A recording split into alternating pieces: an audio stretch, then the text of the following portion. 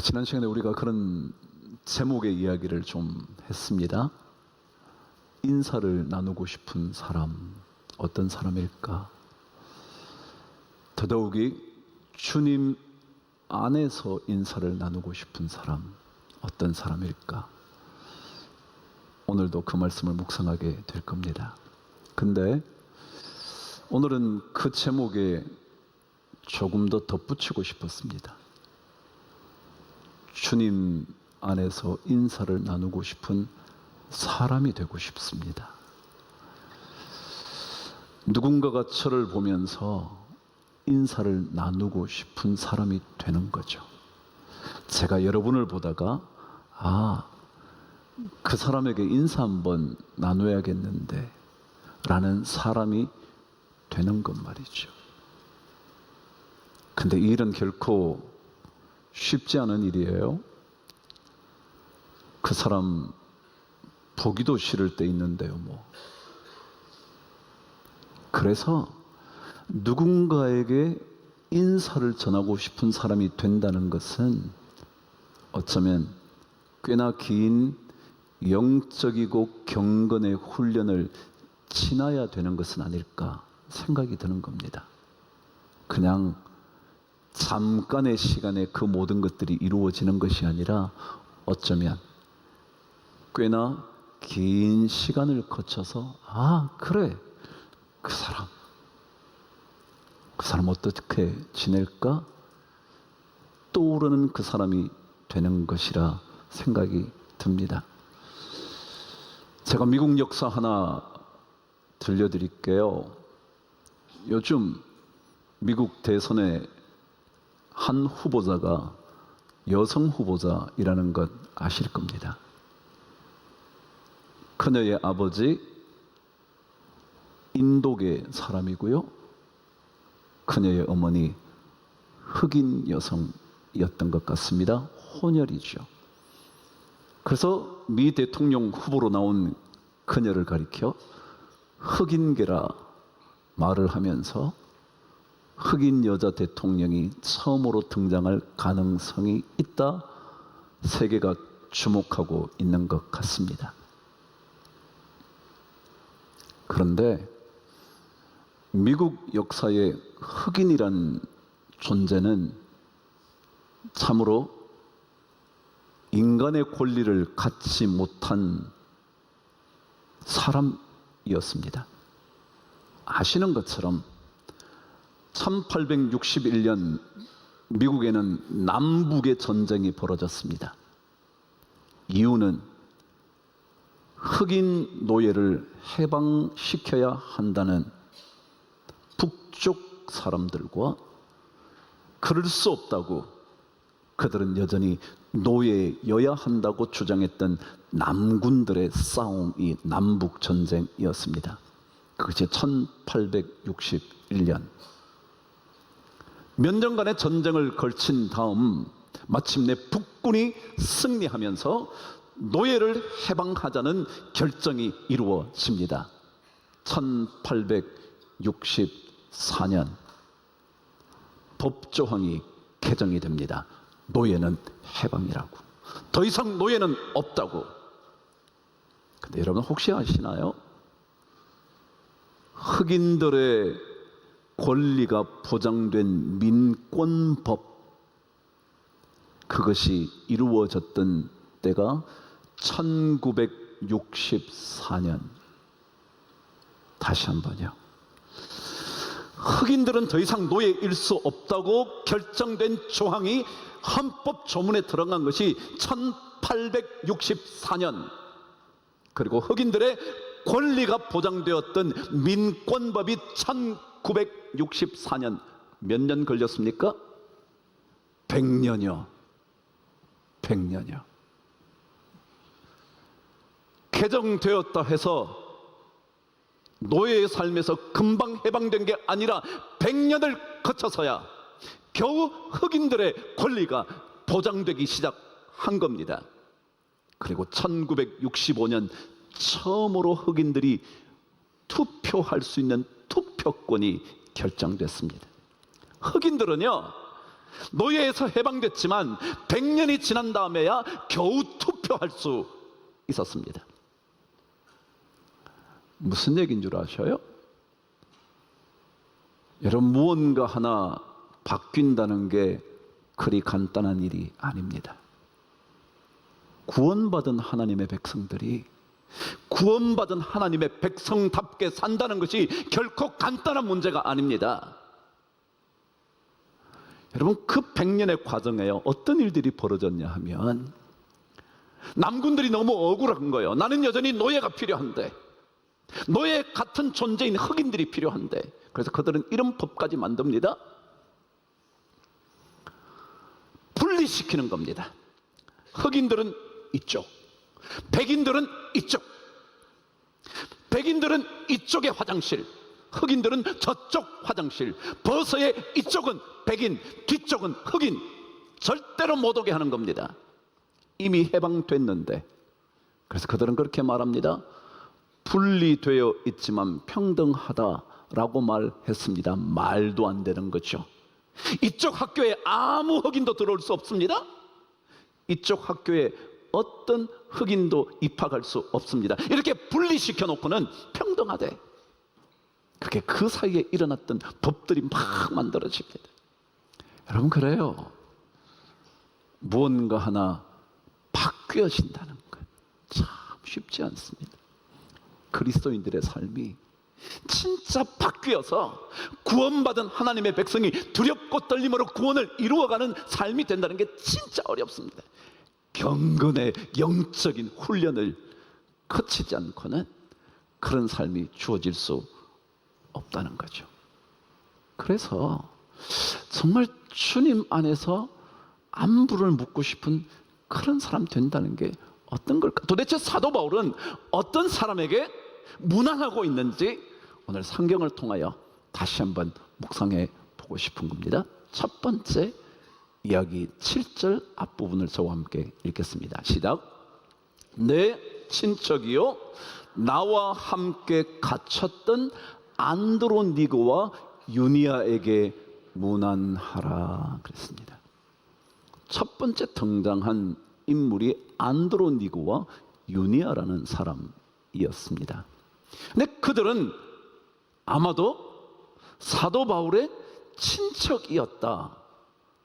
어쨌거나 그것은 접어두고 두 번째 내용이 이렇게 적혀져 있었습니다. 나와 함께 갇혔던 사람이었다.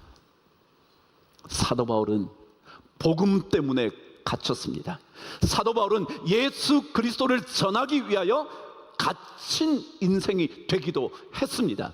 복음 때문에, 예수 때문에. 그래서 사도 바울은 골로새서 4장 3절에서 이렇게 말했습니다. 한번 읽어보실래요? 시작. 또한 우리를 위하여 기도하되 하나님이 전도할 문을 우리에게 열어주사 그리스도의 비밀을 말하게 하시기를 구하라. 내가 이 일 때문에 매임을 당하였다. 복음 전하는 것 때문에 갇혔다는 겁니다. 이 갇힌 일에 안드로니고와 유니아가 함께 했다 그랬습니다. 무슨 의미일까요? 여러분, 갇혀본 적이 있나요? 갇히면요 할 수 없는 게 많습니다. 여러분 마음대로 할 수 없죠. 밖에 나갈 수도 없고요, 먹고 싶은 것 함부로 먹을 수 있는 것도 아니고요, 주는 대로 먹어야죠. 나가라 그러면 나가죠. 여기밖에 못 간다 그러면 여기밖에 못 가죠. 그게 갇혀 있는 겁니다. 그럼 복음을 위해 갇힌다는 것은 어떤 거냐 하면요, 내가 하고 싶은 말이 있어요. 당신이 꼭 들어야 되는 말이 있다고요. 그런데 그것을 복음 때문에 가두어 두는 거예요. 그래요. 여러분에게 할 말이 참 많아요. 여러분도 저에게 할 말이 참 많아요. 우리 다 부족하거든요. 자식에게 할 말이 참 많아요. 해주고 싶은 말이 너무 많아요. 아니, 부모라고 당신이 듣지 않으려고 하지만 내가 당신에게 하고 싶은 말이 너무 많아. 그런데요, 예수님 때문에, 복음 전하는 일 때문에 그 말을 가두어 두는 거예요. 이게 갇혀 있는 인생이 되어보는 거예요. 내가 해보고 싶은 행동, 해보고 싶은 일들, 그런 것들이 있지만 복음 때문에 가두어 보는 거예요. 그 행동을 가두는 거예요. 내가 저런 짓도 해보고 싶고요, 저런 것도 해보고 싶고요, 그렇지만 복음 때문에 안 해보는 거예요. 가두어 두어야 되니까. 그게 갇혀 있다는 거예요. 우리의 당연한 권리임에도 불구하고 그 권리를 예수님 때문에, 예수님 복음 때문에 가두어 두는 거예요. 우리가 불러보셨던 찬송이 그런 거잖아요. 억울한 일 많으나 뭐요? 주를 위해 참는 것. 이게 가두어 두는 거예요. 내가 진짜 억울하죠. 이건 진짜 내가 100번이라도 내 권리를 주장해야 되는데 주님 때문에 참는 거. 이게 가두어 두는 거예요. 이게 바로 갇힌 인생이 되어보는 거예요. 그러면 무난하고 싶은 거예요. 제가 잘못한 게 참 많아요. 여러분이 저에게 막 쏟아놓고 싶은 게 너무 많을 거예요. 근데 그때 혹시 복음을 위해서 참는다면 저는요, 그 사람을 기억할 거예요. 그 사람에게 안부를 묻고 싶을 거예요. 그 사람이 자꾸 생각이 나는 거예요. 아, 그래, 그런 사람이었지, 그런 사람이었지. 여러분, 우리 자식들에게 얼마나 할 말 많아요. 야, 엄마 아빠가 너네들 위해 얼마나 고생하는 줄 알아? 그 말이 자식에게 들려지나요? 그래서 너무 억울해서 내가 헛살았지 그럴 때 있지 않나요? 근데요, 그때 예수 때문에, 복음 때문에, 내가 예수 믿는 목사만 아니었다면, 내가 예수 믿는 장로만 아니었다면, 내가 권사 직분만 안 받았다면 쏟아놓을 수 있지만 그것을 가두어 두는 거예요. 그 사람을 기억하는 거죠. 예수 그분 때문에 눈물을 흘려보고요, 예수 때문에 양보도 해보고요, 예수 때문에 조금 손해도 보고요. 그게 예수 복음 위하여 갇히는 삶이에요. 그걸 사도 바울은 경험했다는 거예요. 그걸 안드로니고와 유니아가 함께 해줬다는 거예요. 그래서 사도 바울은 무난하고 싶은 거예요. 야, 너네들 잘 있어? 잘 있어. 오늘 두 번째, 인사하고 싶은 사람이 되려면, 아니 인사 받고 싶은 사람이 되려면 두 번째 7절의 뒷부분은 이렇게 기록되어 있습니다. 저와 함께 읽어보시죠. 앞부터 읽어볼까요? 내 친척이요 나와 함께 갇혔던 안드로니고와 유니아에게 문안하라. 그들은 사도들에게 존중이 여겨지고 또한 나보다 먼저 그리스도 안에 있는 자라 그랬어요. 그들은 어떤 인물이었냐 하면 사도 바울보다 먼저 예수를 믿었대. 사도 바울은 아시는 것처럼 유대교인이었잖아요. 유대교를 믿고 있었던 사람이었는데 그가 예수를 다메섹에서 만났잖아요. 근데 그 만난 시기보다 훨씬 더 먼저 이들은 예수를 만난 사람이었대요. 근데 그들 앞에 뭐라고 적혀 있냐면 사도들에게 존중이 여겨지는 사람이었다 그랬어요. 존중이 여겨지는 사람. 그럼 누구에게 인사하고 싶으냐 하면요, 당연히 그렇지 않겠어요? 조금 존경하고 싶은 사람. 그렇지 않나요? 목사라고 다 목사입니까? 장로라고 다 장로입니까? 권사됐다고 다 권사답습니까? 그게 아니라 목사이어도 존중받는 목사요. 언론에 떠들썩하게 목사에 대한 얘기가 나올 때마다 저는 목사 타이틀을 떼고 싶은데요. 근데 진짜 목사로서 존중받는 목사요. 장로님 진짜 존중하고 싶은 장로님. 맞아, 저런 장로님. 저분이 진짜지. 차분히 진짜지. 어떻게 저런 사람이 목사래? 어떻게 저런 사람이 장로 받았대? 교회가 그런 데야? 저런 사람도 장로 되는 거야? 저런 사람도 목사가 막 되는 거야? 여러분, 이거야. 오늘 성경 말해요. 사도들에게 존중을 받았대. 이들은 사도들도 아니었어요. 12사도에 속할 수도 없었어요. 그런데 그들에게 존중을 받았대요. 두려운 일 아닌가요? 그래서 야고보 사도는 그가 이렇게 말한 적이 있었어요. 3장 1절에서 말했어요. 너희는 선생된 우리가 더 큰 심판을 받을 줄 알고 선생이 많이 되지 마라. 목사 되지 말라는 거예요. 너무 많은 심판을 받을 것 같아서 앞에 나와서 말은 번지르하게 잘하는데 삶이 따라가 주지 않아서, 그래서 아무도 존중하지 않아서, 저런 목사라면 난 죽어도 교회 안 가, 저런 목사 있어 난 못 갈 거야, 예수 안 믿을 거야, 그럴까봐 존중이 여김을 받았던 안드로니고와 유니아에게 사도 바울은 무난했대요. 사람의 인정, 존중받는 일 참 중요합니다. 그 일이 우리에게 꼭 필요합니다. 복음 때문에, 예수 전하는 일 때문에 그런 겁니다. 어떤 자리에 있든지 말이죠. 그런데 오늘 성경은 사람의 인정을 받는 것보다 더 중요한 게 하나 있대. 그게 10절 말씀입니다.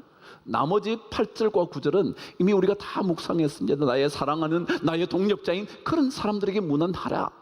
10절 말씀은 오늘 또 다른 한 가지 중요한 인사 나누고 싶은 사람이 되는 것에 대하여 말합니다. 읽으실까요? 시작. 그리스도 안에서 인정함을 받은 아벨레에게 무난하라. 아리스토블로의 권속에게 무난하라. 뭐라고 적혀 있냐면 그리스도 안에서 인정함을 받은 아벨레. 말하자면 사람에게 존중받고 사람에게 인정받는 것도 중요한데 주님께 인정받는 사람, 그런 사람이 되라는 거예요. 주님께. 수십 년 예수 믿었는데, 저는 모태신앙이라 60년도 더 믿었는데 아직까지 주님께 인정받지 못하는 삶이 된다면 정말 부끄럽고도 부끄러우니 주님께 인정받는 것. 근데 여기에 인정받는다는 단어는 의미가 뭐냐면 테스트를 통과하는 것, 그래서 증명이 되는 것, 그것이었습니다. 테스트를 통과하는 겁니다. 이런 저런 테스트를 통과해서 마침내 이 사람이 증명이 된 겁니다.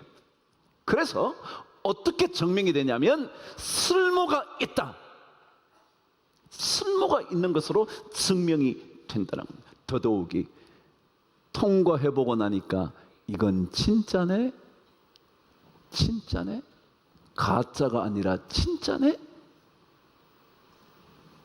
그것이 바로 인정받는다는 의미라는 거죠. 와, 진짜 그리스도인이네? 진짜 예수 믿는 사람 같네? 그렇다는 거예요. 그래서 어디에든지 저 사람은 믿을만한 사람이니까 쓰면 돼. 쓰면 돼. 의심할 것도 없어. 불러서 쓰면 돼. 당신 절대 손해 아니야. 우리는 여러 테스트를 잘 통과해야 합니다. 예를 들면 시간의 테스트를 통과해야 합니다. 한두 해는 잘할 수 있습니다. 한두 해는 사랑할 수 있습니다. 그러나 10년을, 20년을, 변치 않고 30년을 사랑하기는 쉽지 않습니다. 세월의 테스트를 통과해야 인정받는 하나님의 사람이 됩니다. 특별히 세월의 테스트를 통과한다는 것은 고난의 시간을 통과할 줄 알아야 된다는 거예요. 어려울 때에도. 조금만 힘들면 다 팽개치고 나 못해, 나 더 이상 유지할 수 없어. 그게 아니라 힘들지만 그래, 고난의 테스트를 통과해야 진짜가 되잖아. 제뉴인, 가짜 가족이 아니라 진짜 가족이야. 재물의 테스트도 해야 돼요. 주님 말씀하신 것처럼 재물과 하나님을 겸하여 섬길 수 없나니라. 재물을 얻게 됐을 때 내가 탐욕으로 삶을 끌고 갈 거냐, 아니면 이 재물을 하나님을 위하여 쓸 수 있느냐, 이 테스트도 지나가야 된다는 거예요. 그것만이겠습니까? 사회적인 지위의 테스트도 지나야 합니다. 교회에 무슨 위계 질서가 있겠어요? 근데 우리 그렇게 말하잖아요. 평신도에서 뭐가 돼요? 집사가 돼요. 집사가 되고 권사가 돼요. 권사가 됐다가 장로가 돼요. 마치 위계 질서가 있는 것 같다면 이 모든 위치에서 인정을 받는 거예요. 우리는 신분이 높아진다고 주님과 멀어진다면 인사받을 만한 사람이 될 수 없다는 거죠. 높이 올라갔는데, 더 높은 자리에 올랐는데 더 주님과 가까워지는 거예요. 그게 테스트를 통과한 거예요. 고난의 시간을 통과할 때 우리는 좋은 그리스도의 인정을 받은 사람이 되는 겁니다. 겨울이 없는 열대 지역에서의 나무에는 나이테가 없답니다. 그리고 열대에서 자란 식물일수록 향기가 없답니다. 고난의 시간을 통과해 보지 않았기 때문에 그렇죠. 그래서 그 나무를 자르면 밋밋합니다. 그러나 추운 겨울을 지나온 나무들은 나이테가 촘촘히 박혀서 자르면 자를수록 그 결이 너무나 아름답습니다. 시간과 고난과 지위와 재물과 모든 테스트를 통과하면서 우리는 마침내 빛나는 하나님의 사람이 되는 겁니다. 오늘 성경은 우리에게 주님 안에서 인사 한번 나누고 싶은 사람이 되는 길은 이런 것이라 말하는 것 같습니다. 단순히 한두 해 지나서 결정될 문제만은 아니고 말이죠. 마치 흑인들의 인권이 100년의 세월을 지나서야 겨우 이루어졌던, 지금도 여러분 아시잖아요. 백인 경찰들이 흑인 범죄자에게는 가차없이 총을 쏠 수 있다는 거예요. 백인들에게는 거의 쏘지 않는 총을 말이죠. 아시아인들에게, 히스패닉인들에게. 이거는 쉬운 문제가 아니거든요.